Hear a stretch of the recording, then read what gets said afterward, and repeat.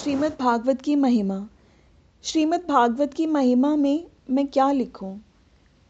उसके आदि के 3 श्लोकों में जो महिमा कह दी गई है उसके बराबर कौन कह सकता है।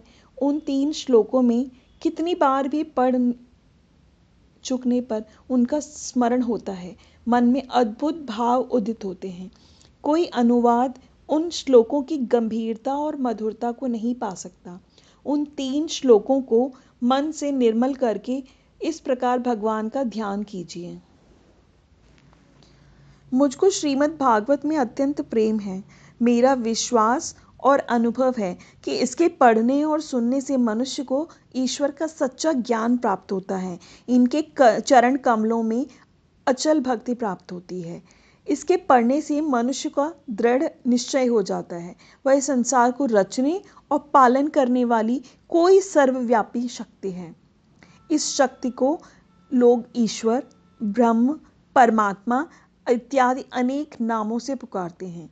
भागवत के समय से ही श्लोक में वेदव्यास जी ने ईश्वर के स्वरूप का वर्णन किया है, जिससे यह संसार की सृष्टि, पालन और संहार होते हैं, जो त्रिकाल में सत्य है, अर्थात जो सदा रहा भी है और रहेगा भी, और अपने प्रकाश से अंधकार को सदा दूर रखता है।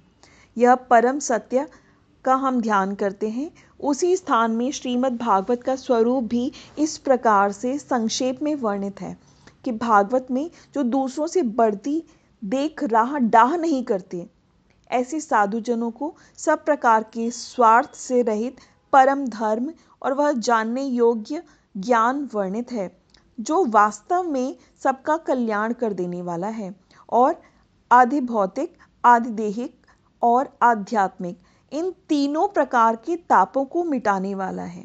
और ग्रंथों से क्या, जिन सुकृतियों ने पुण्य के कर्म कर रखे हैं, जो श्रद्धा से भागवत को पढ़ते या सुनते हैं, वे केवल इनका सेवन करने के समय ही अपनी भक्ति से ईश्वर को अपने हृदय में अविचल रूप से स्थापित कर लेते हैं।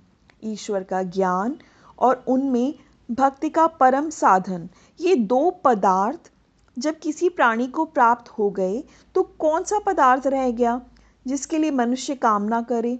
और ये दोनों पदार्थ श्रीमद् भागवत से पूरी मात्रा में प्राप्त होते हैं।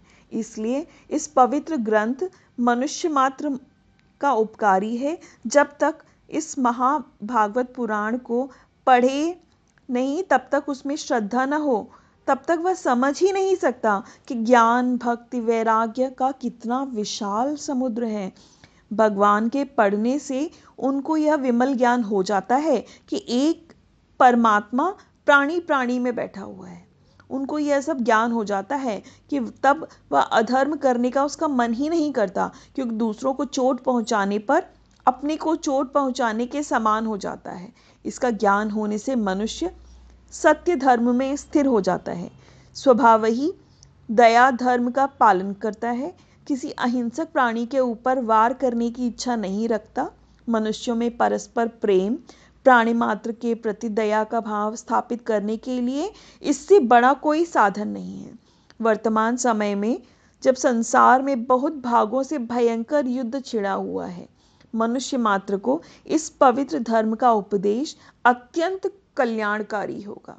जो श्रीमद् भागवत है, जो श्रीमद् भक्त हैं, जो श्रीमद् भागवत के इस महत्व को जानते हैं, उनका यह कर्तव्य है कि मनुष्य के इस लोक और परलोक दोनों को बनाने वाले इस पवित्र ग्रंथ का सब देश की भाषाओं में अनुवाद करके इसका प्रचार करें।